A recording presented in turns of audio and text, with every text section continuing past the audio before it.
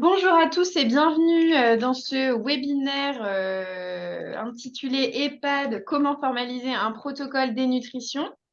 Avant de démarrer, vraiment d'entrer dans le vif du sujet, on va juste faire une petite introduction.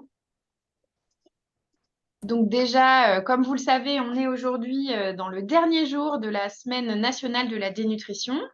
Et donc, en tant que SRAE, la structure régionale d'appui et d'expertise en nutrition, nous sommes partenaires de cette semaine de la dénutrition qui s'est déroulée du 7 au 14 novembre. Donc, c'est le dernier jour aujourd'hui. C'est la quatrième édition de cette semaine nationale de la dénutrition. Il y a aujourd'hui 2000 actions qui se sont déroulées en France pendant cette semaine. Et vraiment, l'objectif de cette semaine nationale de la dénutrition est de sensibiliser et d'informer le grand public et les professionnels sur la dénutrition. Donc pour cela, vous pouviez avoir un kit de communication à commander gratuitement au collectif de lutte contre la dénutrition, avec à la fois des affiches, des flyers, etc. Et pour les EHPAD, il y avait des actions et des outils spécifiques. Il y avait notamment l'opération Cuisine ouverte, pour mettre en avant et en valeur les métiers de la restauration collective en EHPAD. Et puis, vous pouvez aussi retrouver un guide d'action des EHPAD qui vous permettait de vous donner des exemples d'actions et d'outils pour mettre en place des actions dans votre établissement. En région Pays de la Loire, donc 60 EHPAD ont commandé le kit de communication du collectif de lutte contre la dénutrition. Donc bravo à vous pour cet engagement. Et au sein de la SRAE Nutrition, nous avions aussi proposé des actions régionales, dont deux qui pouvaient intéresser les établissements. Donc, la première action, c'était un support de sensibilisation pour informer et sensibiliser vos collègues autour de la dénutrition. Donc, c'est un support qui est vraiment spécialisé aux professionnels d'EHPAD.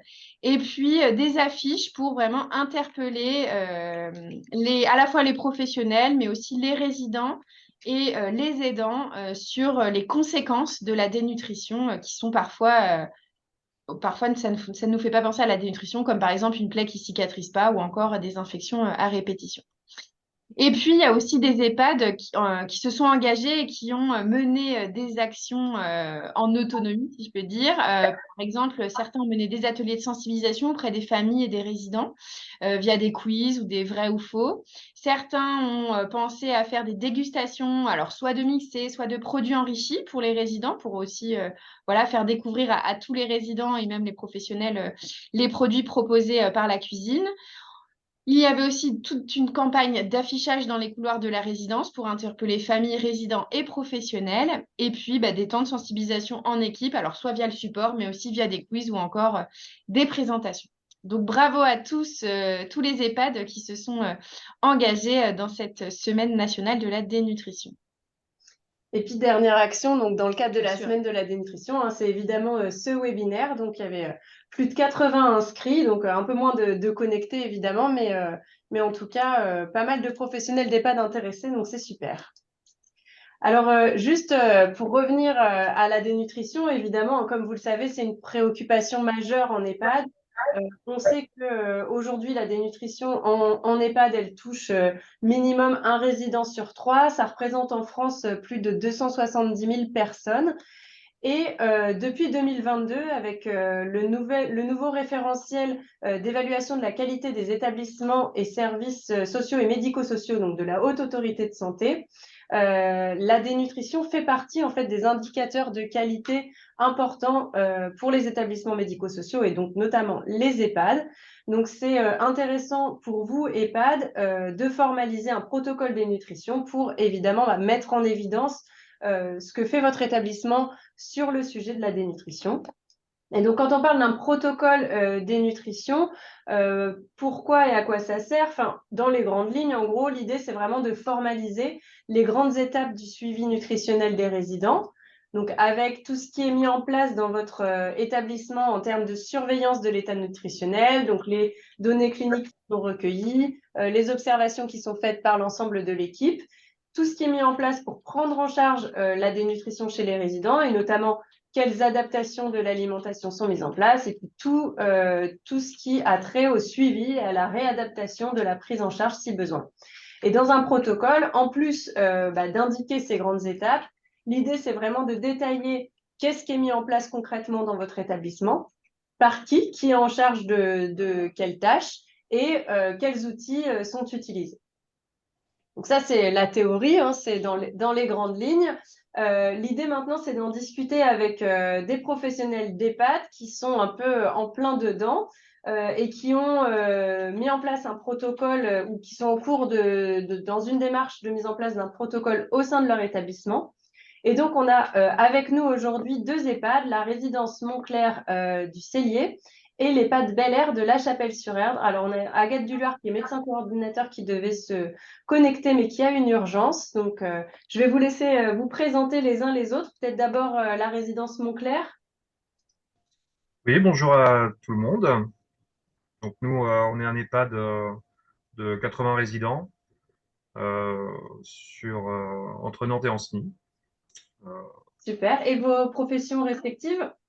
Moi, je suis chef cuisinier et Marion, Bonjour, je suis Marion, je suis la diététicienne de l'EHPAD depuis avril. Ok, super. Merci. Et du côté de Bel Air, Anaëlle? Donc moi, je suis Annelle Holler, l'infirmière référente de la résidence.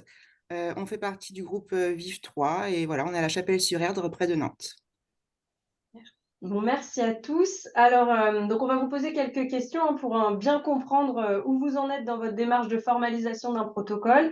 Donc déjà, est-ce que vous pourriez nous expliquer pourquoi vous avez initié cette démarche, le contexte en fait dans lequel vous étiez et qui vous a amené à vous dire, bah là, il faut peut-être qu'on formalise un peu mieux le protocole des nutritions au sein de notre établissement.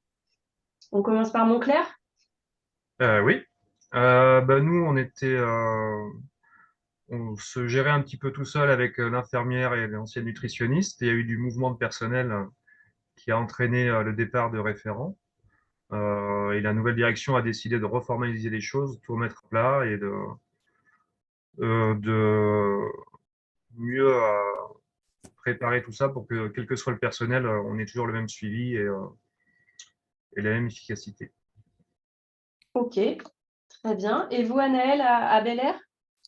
Nous, en fait, voilà, on est conscient, et le groupe Vive aussi, que c'est un enjeu majeur de santé publique en EHPAD. Donc, on tend en fait à proposer un enrichissement vers tous les établissements de santé du groupe Vive 3. Et en fait, concrètement, on a vu qu'il y avait beaucoup de résidents dénutris chez nous. Donc, on a vu qu'il y avait une consommation énorme de compléments alimentaires. Et voilà, au niveau du budget, ça commençait à aussi avoir un gros impact. Donc, on s'est dit, il fallait qu'on formalise à ce moment-là un protocole d'enrichissement. Ok. Et donc, c'était à la demande de la direction aussi, et puis de toute l'équipe. Oui, exactement. Porté par notre infirmière référente des nutritions que vous connaissez, Aurore Guiton. Oui. Ouais. Ok. Alors, justement, deuxième question.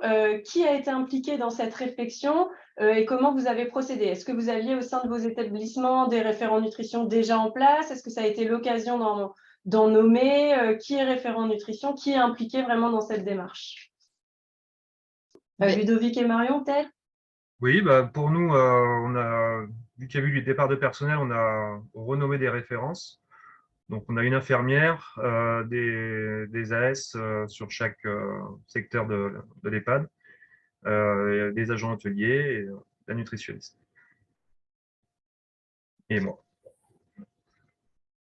Ok. Et du côté de Bel Air, du coup, vous avez aussi des référents? Oui, donc on a une infirmière, référente nutrition et 2 aides-soignantes. Ok. Comment ça se passe avec la cuisine chez vous, Anaëlle? Alors du coup, nous, c'est un prestataire extérieur. Donc, le lien est fait avec la gouvernante, beaucoup. Ok. Qui n'est pas forcément nommé référente nutrition, mais qui est en lien avec les référents nutrition. Complètement. Oui. Quand même. Ok, d'accord. Et après, donc vos référents nutrition, comment vous avez procédé? Donc, vous avez nommé des référents en nutrition, hein, chacun dans vos établissements en fonction de vos besoins. Et après, comment vous avez procédé? Est-ce que vous avez fait des réunions dédiées? Est-ce qu'il y a eu des commissions nutrition, par exemple? Oui, c'est ça. On a commencé à faire des commissions nutrition, à tous se réunir. Et on s'est rendu compte qu'on avait besoin de mieux formaliser tout ça. Et là-dessus, on a appris que la SRAE pouvait nous aider. Ça a entraîné plus de réunions et on avance, on voit le bout du protocole actuellement. Super. Et combien de fois vous vous réunissiez à peu près la commission nutrition? Elle se réunit combien de fois par semaine, par mois, par an? On fait une fois par mois, à la fin de chaque mois à peu près. Ok. Et tous les référents sont conviés. Il y a Oui. tout le monde. Super. Très bien. Et du côté de Bel Air? C'est la même chose, on fait une réunion nutrition mensuelle avec les référents nutrition. Le médecin coordonnateur, moi, l'infirmière référente des nutritions surtout. Voilà. Donc, vous, en tant qu'infirmière référente, l'infirmière qui est référente nutrition, la médecin co et les aides-soignantes. Si elles sont disponibles, oui. Ouais, ok. Et une fois par mois aussi, donc vous êtes sur cette même fréquence. Exactement. Ok. Et est-ce que quand vous avez réinitié cette démarche de formalisation d'un protocole, vous aviez déjà un protocole historique un peu dépassé ou vous partiez vraiment d'une page blanche? Moi, d'une page blanche. Ouais. Ouais. Et vous, Ludovic et Marion? Oui, pareil, parce Ouais, qu'il n'y avait Ouais. rien de formalisé avant. Ouais. Il y avait des coupures, ça. Oui. Donc là, l'idée de ces réunions, c'était vraiment de pouvoir refaire un peu le point sur ce qui était fait. Ça a été une des premières étapes déjà de bien connaître qu'est-ce qui était fait. Oui, on a commencé par tout remettre à plat et on s'est rendu compte qu'il y avait beaucoup de choses qui étaient faites, mais que rien n'était suivi vraiment de A à Z. Et chaque service enrichissait un petit peu à sa façon. Et donc, il a fallu tout reprendre à zéro pour tout remettre comme il faut. Mettre à plat. Ok. Nous, on a travaillé sur les protocoles de dénutrition, enfin, les définitions en fait, dénutrition sévère, modérée, reprendre vraiment tous ces éléments-là et puis impliquer toute l'équipe au dépistage de la dénutrition. Que tout le monde ait la même info et démarrer par le dépistage. Et donc aujourd'hui, où est-ce que vous en êtes? Est-ce que votre protocole, il est en cours d'écriture? Est-ce qu'il est terminé? Et puis, le fait de s'impliquer dans cette démarche d'écriture d'un protocole, est-ce que ça a entraîné des modifications, des enrichissements, des modifications de l'organisation interne ou des procédures? À Bel Air peut-être, parce que ça fait plus longtemps que vous êtes engagé dans la démarche. Où vous en êtes aujourd'hui et puis quels changements vous avez vus depuis que vous êtes dans cette formalisation? Alors, le protocole, il est finalisé, mais je pense qu'il ne sera jamais vraiment complètement terminé non plus, parce que c'est assez évolutif. Voilà. C'était quoi l'autre question? Est-ce que le fait de formaliser ce protocole, ça a changé, oui. ça a changé des choses dans les adaptations, les enrichissements qui étaient faits et qui sont faits maintenant? Même dans l'organisation interne, le suivi des résidents? Oui, complètement. Ça a changé pour les agents d'hébergement, déjà, parce qu'elles ont du CL en fait, qui distribue les enrichissements. En fait, nous, on a fait le choix de mettre surtout des petits Suisses et du fromage blanc. Donc, il y a une modification de pratique qui a été bien acceptée parce qu'on les a intégrés beaucoup au projet. Ok. Voilà. Et après, au niveau des infirmières et des référents nutrition, est-ce qu'il y a eu des modifications aussi ou des adaptations ou des améliorations? Oui, effectivement. Maintenant, on fait un dépistage, vous savez, mensuel de la prise de poids, critères de sarcopénie, ce qu'on ne faisait pas forcément mensuellement avant. Pas tout ça, en tout cas. Okay. Et tous les mois, on reprend en fait point résident par résident, voir l'évolution de l'état nutritionnel, s'il y a besoin de continuer l'enrichissement ou d'en intégrer d'autres dedans. Ouais. Et juste, vous avez parlé du dépistage mensuel, donc la pesée classique, et vous avez en plus intégré, donc en lien avec les nouveaux critères diagnostiques, des mesures de la sarcopénie. Donc, qu'est-ce que vous prenez en plus? Alors, du coup, on prend le tour de mollet. D'accord. Et on fait les 5 levées de chaise de mémoire. Ouais. Oui. Voilà, c'est ça. Alors, ça, on ne fait pas forcément tous les mois, ça peut être tous les trimestres. En fonction peut-être des signes d'alerte ou de l'état de santé. Exactement, c'est ça. À chaque nouvelle entrée aussi, on fait un bilan de l'état nutritionnel du résident dans les 7 jours qui suivent son entrée. Ok, super. Et en termes d'adaptation de l'alimentation, donc vous nous avez parlé de proposer plus de petits Suisses, de fromage blanc. À quel moment ils sont proposés? Est-ce que c'est en collation, au petit déjeuner? Alors, on les a intégrés au moment des repas. Donc, au petit déjeuner, on a mis des petits Suisses en plus pour les résidents dénutris. On met également de la poudre de lait, si c'est possible, voilà, s'ils prennent un café au lait ou un chocolat. Qu'est-ce qu'on met d'autre? Le matin, je crois que c'est tout. Et puis le soir, on met de la poudre de protéines dans le potage. Et on D'accord. propose aussi du fromage blanc. Ok. Et donc ça, ce sont les agents d'hébergement qui mettent en place cet enrichissement un peu sur le plateau. C'est ça. Elles ont pas un classeur, mais elles ont un tableau en fait avec le nom des résidents. Et donc elles suivent qui doit prendre son petit suisse ou son fromage blanc. Et si c'est bien pris, elles cochent. Ou si c'est pas pris, elles marquent refus. Et comme ça, nous, on réadapte après en fonction du goût des résidents. Cet outil-là, ce tableau de suivi, c'est un tableau Excel ou c'est via votre logiciel interne? Comment vous C'est avez un tableau Excel, ouais. un tableau Excel et qui le remplit? Est-ce qu'il y a une personne qui est en charge de le remplir ou c'est un peu tout le monde? Alors du coup, la référente nutrition qui était avant Aurore, là, qui est partie, mais qui va revenir, donc l'imprime tous les mois. Et ensuite, c'est charge aux agents d'hébergement de bien le remplir. Et nous, à la fin du mois, on vérifie si tout a bien été rempli. En général, c'est bien suivi. Donc, à la fin du mois, là, vous dites c'est pendant les commissions de nutrition que vous faites le point du coup avec ce tableau. Ok. Donc, les commissions de nutrition sont maintenues une fois par mois pour vraiment suivre la prise en charge de la dénutrition, réadapter si nécessaire et puis réfléchir à d'autres adaptations. Complètement, c'est ça. Ok. Super.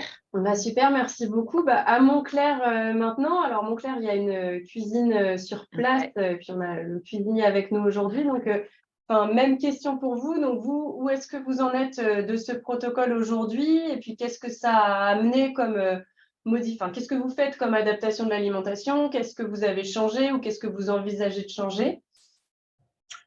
Le protocole est quasiment formalisé. Il reste quelques outils à retravailler et des petites notions à préciser. Sur l'organisation, ça se met petit à petit en place. Je sais que pour l'instant, on est à une pesée par mois. Avant, c'était tous les 15 jours. Avant, c'était tous les 15 jours. Ouais.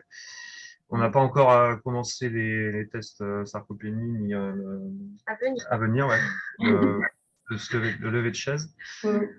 Tout ça, on attend que le protocole soit terminé pour le présenter complètement aux équipes. Au niveau de l'organisation, juste pour la cuisine, ça change pas grand-chose parce qu'on faisait déjà des enrichissements, mais c'est juste on trace mieux le moment où ils sont donnés, par qui, etc. Et puis qu'on détermine bien les stades de dénutrition. On est parti sur 3 stades. C'est à nous de voir qu'est-ce qu'on met dedans. Enfin, on sait déjà ce qu'on va mettre dedans, mais après, il faut que Ludovic peaufine quelques recettes. Voilà. Et ça sera. Et le principe est pareil que pour l'autre EHPAD. Il y a un bilan qui est fait à l'entrée du résident et puis après, c'est suivi tous les mois. J'ai une infirmière qui m'envoie le listing des poids des résidents une fois par mois et je lui fais mes retours du coup.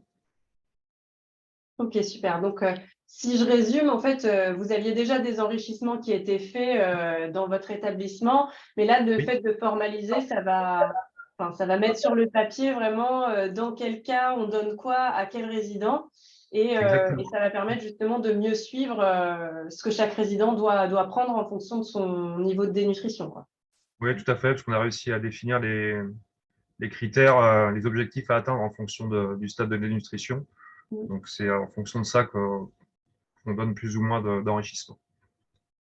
Ok, et Anaëlle nous a parlé justement d'un tableau de suivi qui permet de faire le lien justement entre ce qui est décidé par la commission nutrition en termes d'enrichissement pour chaque résident et puis les agents de service pour qu'elles puissent bien savoir à qui donner quoi, est-ce que c'est bien pris, etc.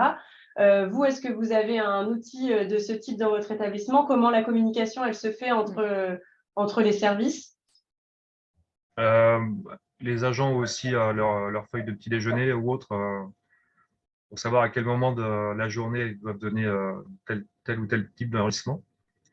Le tableau, et après, il y aura le tableau qui reste à finir où tout sera compilé, qui nous ressortira tout au long de la journée le nombre d'enrichissements qui ont été donnés et du coup calculer la quantité de protéines qui a été donnée par résident dénutri. Ça permet d'ajuster au mieux, de corriger au mieux la dénutrition. Il n'y a que les résidents de nutrition qui ont accès à ce fichier-là. Ouais. À la modification. En fait, pour résumer, c'est qu'il y avait parfois des difficultés de communication, parfois entre les services et la cuisine sur combien on enrichit ou à quel moment on les donne. C'est en fonction des équipes, c'était pas forcément donné. Et puis, il y avait un peu de la double saisie sur certains documents pour avoir le cumul, pour avoir les informations. Donc là, l'idée, c'est de travailler sur un tableau Excel commun à tous, où il y aura à la fois qui mange quoi, à quel moment, combien de protéines ça apporte, et puis que ça puisse faire un total pour la cuisine, pour que vous sachiez combien d'enrichissements, à quel moment vous devez aussi les distribuer. Oui, c'est ça, oui. Donc, c'est en cours de test. Là, C'est ça. comme vous avez dit, l'Astro Nutrition vous aide là sur ce tableau. Il devrait être bientôt opérationnel pour une première phase pilote, après qui est adaptée évidemment et à tester en live. Mais en tout cas, c'était une des solutions trouvées pour faciliter les liens entre la cuisine et le soin et les différentes équipes pour que la prise en charge soit la même, quels que soient les membres de l'équipe. Oui. Et peut-être, juste dernière question pour finir, est-ce que dans votre démarche, vous avez fait face à des difficultés? Enfin, est-ce qu'il y a eu des choses un peu compliquées ou un EHPAD qui s'interroge et qui aimerait bien se lancer dans cette démarche? Est-ce que vous auriez un conseil à leur donner en termes de personnes impliquées ou de temps dédié? Enfin, est-ce que… Alors, ça n'a pas été compliqué. Il a fallu trouver des gens motivés pour être référents dans chaque service. Le plus compliqué était de réunir toutes les informations qui, jusqu'à présent, étaient dans plusieurs outils, plusieurs endroits de stockage, pour tout remettre à plat. Et c'est ça qui a été le plus long, en fait. Ouais. Et après, de réunion en réunion, ça c'est assez facilement fait. Il faut y aller en fait étape par étape, quoi. Oui, tout à fait. Ouais. Exactement. Et s'armer de patience et puis faire en sorte d'impliquer aussi pas mal de monde pour que justement les infos Oui, de différentes professions, quoi. tout à fait, ouais, pour que l'info circule, ce qui n'était pas toujours le cas avant. Pour que ça circule mieux, on a décidé d'impliquer toutes les équipes, un membre de chaque équipe pour que l'information circule bien. Ok. Et à Bel Air, même question, quelles sont les difficultés ou quelles solutions vous avez trouvées si vous deviez conseiller un EHPAD Effectivement, c'est assez long à mettre en place. Nous, ça fait quasiment 2 ans qu'on est dessus. Donc, il faut se mettre patience. Et voilà, je pense que le principal, c'est d'avoir un bon lien avec la cuisine. Quand on a un cuisinier sur place, je pense que c'est plus facile. Nous, on a un prestataire extérieur. On a quand même réussi à mettre ce qu'on voulait en place. Il faut s'armer de patience et puis impliquer effectivement tout le monde, les agents d'hébergement, les aides-soignantes, la direction, le médecin, bien sûr, les infirmières. Et ça se fait, mais il faut un peu de temps. On avait commencé par faire une réunion d'information sur la sensibilisation à la dénutrition avec vous, là. Donc, ça a permis aussi de mobiliser les équipes sur le sujet. Complètement, ouais. En fait, de se rendre compte que finalement, tout le monde, de près ou de loin, est impliqué et concerné par l'alimentation. Et après, alors évidemment, on ne peut pas réfléchir en grande équipe, mais d'avoir des référents nutrition et de se réunir, de faire un peu le point, finalement, c'est une première étape pour ensuite voir comment on peut avancer, comment on peut essayer d'améliorer, de formaliser tout ça pour que ça puisse être après diffusé à l'ensemble de l'équipe. Ouais. Alors, on a quelqu'un là qui nous pose une question justement de est-ce que c'est possible selon vous là cette démarche sans médecin co et sans diététicienne? Alors, à Montclair, vous avez une diététicienne, à Bel Air, vous n'avez pas de diète, je crois, mais un médecin co. Enfin, c'est quoi votre un des deux, quoi. Il faut un des deux peut-être. Je pense qu'il faut au moins des deux aussi, ouais. Après, moi, je vérifie les menus. Oui, aussi. Que le médecin co ne fait pas. Voilà. L'un ne se substitue pas à l'autre. Chacun a des missions, évidemment. Ici sur place. Après, je pense que pour Bel Air, vu que c'est extérieur, il y a déjà une diététicienne qui vérifie. Donc, je pense que ça dépend de l'EHPAD, en fait. Mais nous, c'est vraiment le MEDCO avec l'infirmière référente nutrition qui pilote tout ça, quoi. Donc, sans MEDCO, je pense que ça serait quand même difficile parce qu'elle répond aux interrogations, elle nous donne des astuces, des conseils médicaux, en fait. Voilà. L'idéal, ce serait d'avoir les deux, en fait. C'est ça. Tout à fait. Dans un monde idéal, oui. Évidemment. Ok, et on a une question aussi sur le type de poudre de protéines que vous utilisez pour enrichir. Est-ce que c'est la même poudre à chaud ou à froid? Est-ce que vous savez ça, Anaëlle, la marque de la poudre qui est utilisée pour enrichir le potage, par exemple? Alors, je ne veux pas dire de bêtises, je crois que c'est Gélo quelque chose. Gélo Diète, peut-être. Je peux aller vérifier, hein, mais après, je ne l'ai pas en tête. Ok. Et après, vous nous avez parlé de la poudre de lait aussi, que vous mettez dans le café ou dans le lait. C'est ça. Ouais. Ok. Et à Montclair? Oui, pareil, c'est poudre de lait et des protéines d'algues Forte au Caire. Forte au Caire, Forte ouais. au Caire, ouais. Et là, on a des EHPAD dans le chat aussi qui nous disent qu'ils utilisent Forte au Caire. Ouais. Alors, c'est vrai que juste pour une petite aparté, pour info, il y a pas mal de poudres de protéines industrielles qui existent sur le marché, de différents types. Donc, il y a des poudres de protéines laitières, il y a des poudres de protéines de collagène. Toutes ces poudres n'ont pas les mêmes comportements quand on les utilise à froid, à chaud. Il y en a qui coagulent, d'autres non. Ce qu'on entend, ouais, qui colorent, etc. Ce qu'on entend de plus en plus, c'est que celles qui ont le moins d'impact en termes de goût, d'aspect, de couleur, c'est vraiment les protéines de collagène, hein, comme Forte au Caire. On a aussi Protizi là, de Nutrisis. Ça, c'est des poudres de protéines de collagène qui sont incolores, qui ouais. ne changent ni l'aspect, ni la couleur, ni le goût.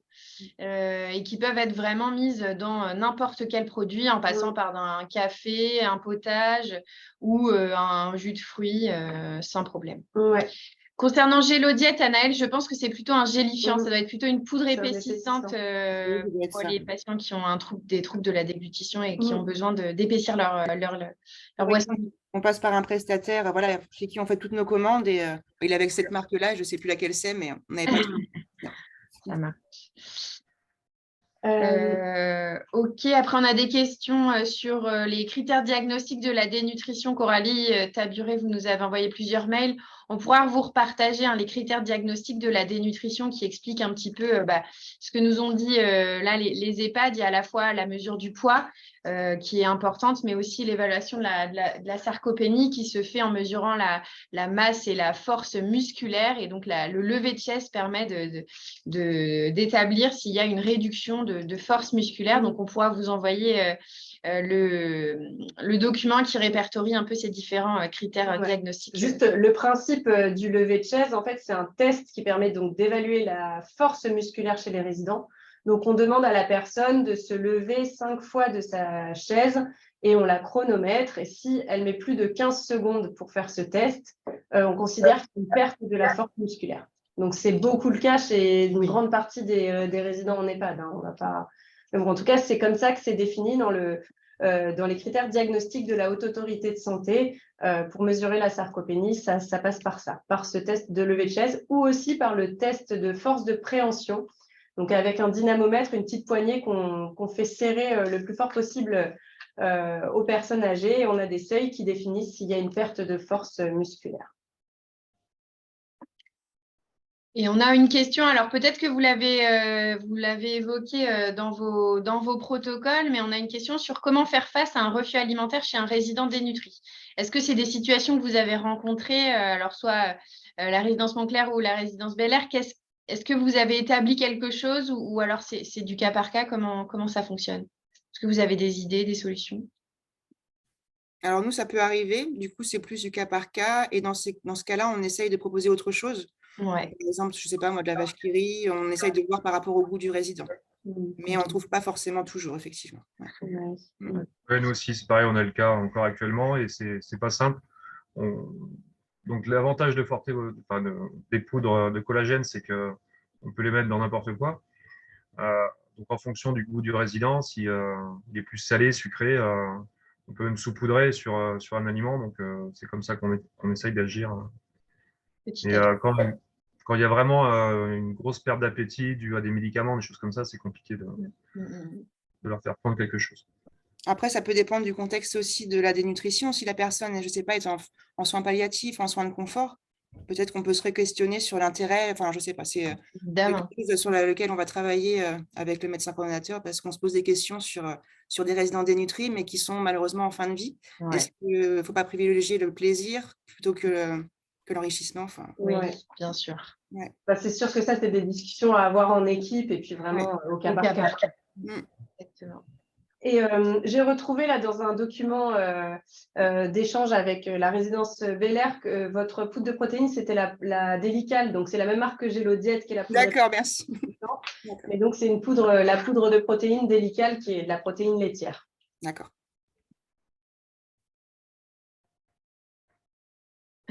Ok, alors on a une question. Concrètement, comment formaliser un protocole dénutrition en EHPAD? Comment aborder cela auprès de la direction?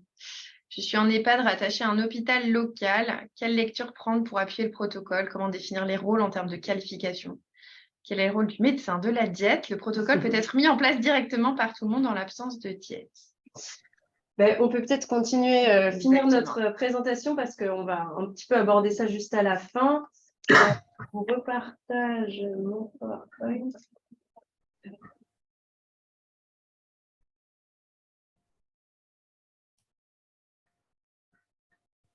C'est bon? Yes. C'est bien? Ouais. Donc, on l'a vu là au travers des témoignages des deux EHPAD. L'idée, quand on formalise un protocole, c'est d'abord de mobiliser toute l'équipe, de nommer des référents de nutrition. Alors, on a vu, il n'y a pas de règles par établissement. Certains établissements comme Montclair choisissent de nommer à la fois infirmiers, aides-soignantes, agents hôteliers, cuisiniers, pour vraiment constituer un groupe de travail, une commission nutrition. À Bel Air, on était sur des binômes infirmiers et aides-soignantes, mais vous l'avez dit quand même avec un fort lien avec les agents hôteliers. Donc ça, c'est un peu à chaque établissement de constituer son groupe de travail de référents, mais c'est vraiment la base.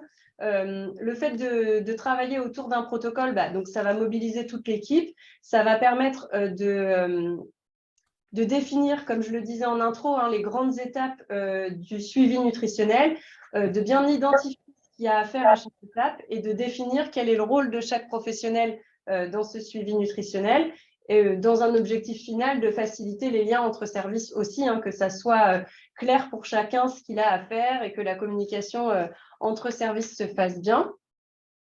L'idée, évidemment, c'est d'harmoniser les pratiques avec un protocole.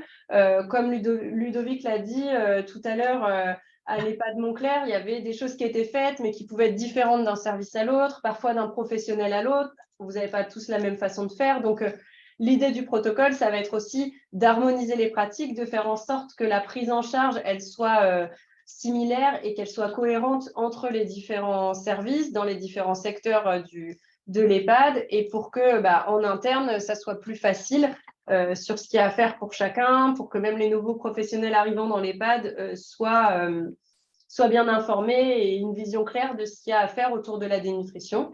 Et puis, en même temps, quand on se pose ensemble et qu'on travaille avec des groupes de travail sur un protocole dénutrition, ça permet aussi d'identifier peut-être des axes d'amélioration. On l'a vu dans les deux cas, dans les deux établissements. À chaque fois, vous avez dit, on s'est réinterrogé sur les recettes, sur les enrichissements, sur qui faisait quoi.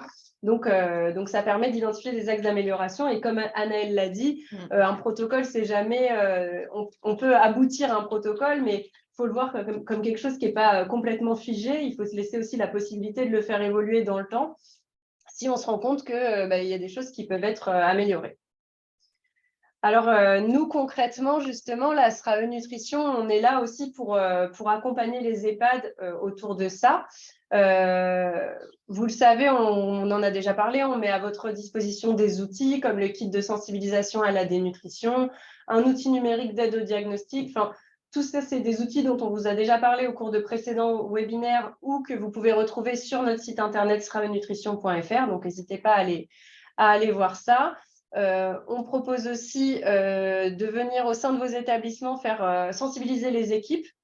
Donc, pour que tout le monde partage la même vision, un discours commun autour de l'alimentation, pour casser toutes les idées reçues autour de l'alimentation de la personne âgée, pour essayer d'impliquer tout le monde et montrer que la lutte contre la dénutrition dans un établissement, c'est vraiment un travail d'équipe et que tout le monde est concerné à son échelle et que chacun a à s'impliquer. Et puis, dernière étape… On peut aller un peu plus loin en proposant un accompagnement personnalisé, ce qu'on a fait là beaucoup récemment avec la résidence Montclair, en animant des temps de travail collectifs.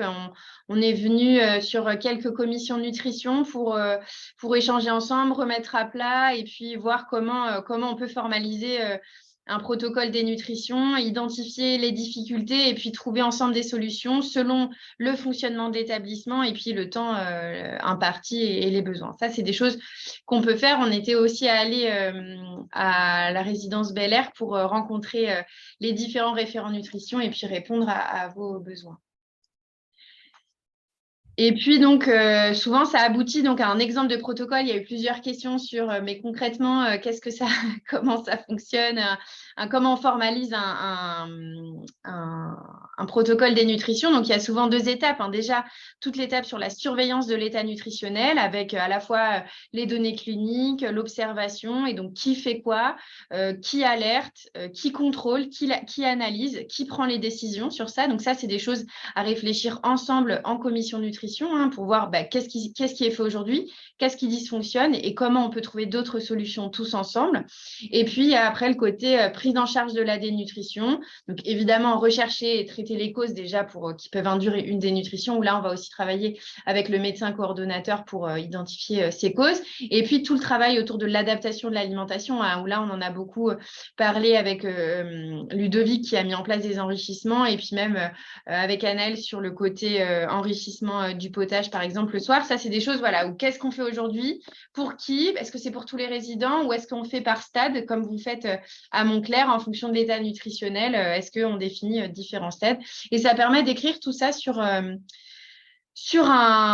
document et tous les membres de l'équipe sont au courant de ce qui se passe et de ce qui est fait pour prendre en charge la dénutrition. Alors, évidemment, il n'y a pas de protocole type. On n'a pas un protocole à vous envoyer avec tout ce qu'il faut faire et qui va bien marcher dans votre établissement. C'est vraiment à chaque établissement de trouver son fonctionnement et ce qu'il est possible de mettre en place dans son établissement en fonction des contraintes internes, de est-ce qu'il y a une cuisine sur place, est-ce qu'on travaille avec un prestataire, on ne peut pas forcément faire les mêmes choses. Donc, c'est vraiment à chaque établissement de trouver son propre protocole. Par contre, ce qu'on peut faire, c'est évidemment vous donner une trame de protocole, un peu avec quand même les grandes étapes un peu indispensables, mais qui sera à retravailler en interne au sein de votre établissement. Et donc, comme disait Aurélie, on peut nous vous appuyer, vous soutenir dans cette démarche. Idem pour l'outil qu'on a réfléchi avec Montclair. Là, il a été adapté à Montclair, mais il pourra peut-être sûrement être utilisé aussi par d'autres. Ils vont être les pilotes et les tests, les expérimentateurs sur cet outil. Et puis après, ça peut être aussi un outil qui peut être utilisé. L'idée, c'est vraiment de faciliter en fait la prise en charge de la dénutrition avec tous les membres de l'équipe et que ce soit vraiment l'affaire de tous. Et donc, on a des petites questions sur les modalités d'intervention de la SRAE Nutrition. Donc, est-ce qu'il faut faire une convention avec la SRAE pour intervenir ou combien ça coûte? Donc, nous, en fait, la SRAE Nutrition, on est financé par l'Agence régionale de santé. Donc, ça fait partie de nos missions d'accompagner les EHPAD de la région Pays de la Loire. Donc, en fait, il faut juste qu'on se mette en contact, qu'on échange avec vous et qu'on voit en fonction de vos besoins. Mais on peut venir vous aider, intervenir dans votre établissement ou répondre à vos questions, vous conseiller en fonction de vos besoins, mais ça ne coûte rien à l'établissement en tout cas. C'est déjà pris en charge par l'Agence régionale de santé. Et combien de temps dure la formation? En fait, nous, on s'adapte à vos besoins. Donc, on peut aussi bien venir faire un petit temps d'information sur la dénutrition auprès des équipes qui dure 1 heure, par exemple. En général, on fait souvent 1h30. Mais on a aussi des demandes d'établissement sur des formations un peu plus poussées d'une journée. Donc, voilà, c'est vraiment à discuter avec vous. Il n'y a pas de format prédéfini pour le moment. Pour conclure ce webinaire, du coup, s'il y avait un point positif à formaliser un protocole ou en tout cas à travailler sur ce sujet, du côté de Montclair, ce serait lequel? Ou en tout cas, quel point positif? Quel bénéfice? Une fois le protocole terminé, on a notre trame qui est définie et tout le monde va dans le même sens. Du coup, pour le suivi des résidents, c'est beaucoup plus efficace. Voilà, je pense que c'est surtout ça le point positif. Ça facilite l'organisation interne. Ouais. Et le fichier Excel, le fichier tableur. Qui va vous aider. Ça sera très très bien. Ouais. Enfin, commence à être bien. Super. Merci. Et à Bel Air? Le point positif, c'est un peu la même chose, hein, ça facilite grandement le suivi et on commence, nous, à avoir des bénéfices quand même sur des résidents qui sont de moins en moins dénutris. Hein, je pense qu'il y en aura toujours, mais quand même, on voit les bénéfices et je pense que c'est grâce à ce protocole qui a été formalisé, voilà, grâce à votre aide, à tout le monde. Super. Ouais, super, c'est hyper encourageant Bravo. de voir les bénéfices en plus de ce travail-là après, quoi. Très bien. Il nous reste vraiment à vous remercier tous, là, Ludovic, Marion et Anaëlle, pour vos témoignages. C'était bien enrichissant d'entendre vos expériences, hein, qui ne sont pas au même stade, qui aboutissent pas exactement à la même chose, mais en tout cas, ça montre que c'est possible. Voilà, ça montre que c'est possible, qu'il y a des choses à faire dans chaque établissement, quelle que soit son organisation. Donc, merci à vous. Merci à vous. C'est vous aussi. Merci. Bonne fin de journée à tous.